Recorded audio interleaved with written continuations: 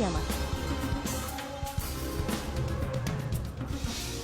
Abad kedua hingga ketiga, sejumlah besar sekte Kristen mulai bermunculan.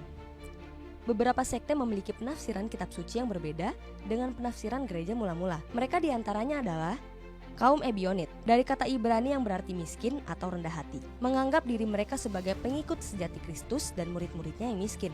Mereka percaya bahwa Yesus hanya seorang manusia, seorang nabi, juru bicara Tuhan. Tapi kaum Ebionit menganggap Paulus sebagai seorang bidah, karena ia tidak mewajibkan orang non-Yahudi untuk menaati hukum Taurat. Kaum Elkasa, sekitar tahun 220 Masehi, seorang Surya bernama Alsibiades dari Apamea. Ia membawa kitab Elkasa atau kekuatan tersembunyi ke Roma. Alsibiades menyatakan bahwa kitab Elkasa telah turun dari surga sekitar tahun 101 Masehi. Kaum Elkasa menggambarkan Kristus sebagai malaikat yang berinkarnasi dalam tubuh manusia. Mereka mencampurkan unsur-unsur keyakinan kuno dengan ide-ide Yahudi Kristen dan berfokus pada astronomi dan sihir. Kaum Nikolaus, didirikan oleh Nikolaus yang berasal dari Antioquia. Dia salah satu dari 7 diaken yang disebutkan dalam Kisah Para Rasul 6. Ajaran dasar mereka adalah penyaliban daging. Namun, untuk mengetahui bagaimana menyalibkan daging, seseorang harus terlebih dahulu memanjakan daging dengan segala hawa nafsu dan gairahnya. Penafsiran Alkitab secara kontroversial terus berlangsung hingga abad ke-20. Banyak bermunculan tokoh-tokoh dengan ajaran-ajaran yang membelokkan kebenaran firman Tuhan. Di antaranya, Children of God, didirikan oleh seorang pendeta bernama David Brandberg 1914 sampai 1994.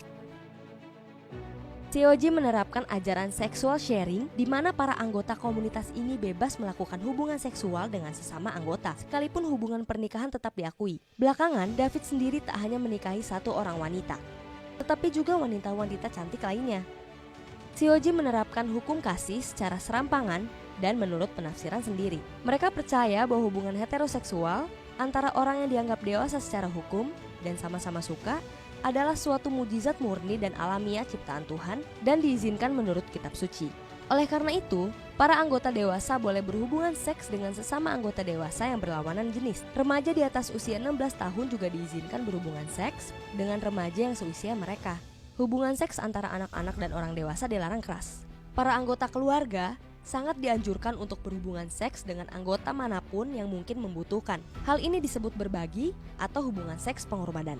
David Koresh, yang memiliki nama asli Vernon Howell, bergabung dengan kelompok keagamaan Branch Davidian tahun 1980-an. Koresh memiliki ambisi untuk menjadi pemimpin di Branch Davidian. Ketika ia bergabung dengan Branch Davidian di Waco, Texas, dia berselingkuh dengan seorang yang disebut nabi perempuan dari sekte tersebut, Louis Roden. Dan pada tahun 1984, dia menikahi seorang wanita muda bernama Rachel Jones yang berusia 14 tahun, yang kemudian dikaruniai 3 orang anak. David Koresh setelah menjadi pemimpin mengklaim bahwa ia telah memecahkan kode 7 materai dalam kitab Wahyu, yang meramalkan peristiwa-peristiwa yang mengarah pada kiamat. Dia mengatakan kepada para pengikutnya bahwa Tuhan menghendaki kaum Davidian untuk membangun tentara Tuhan. Untuk itu mereka mulai menimbun senjata.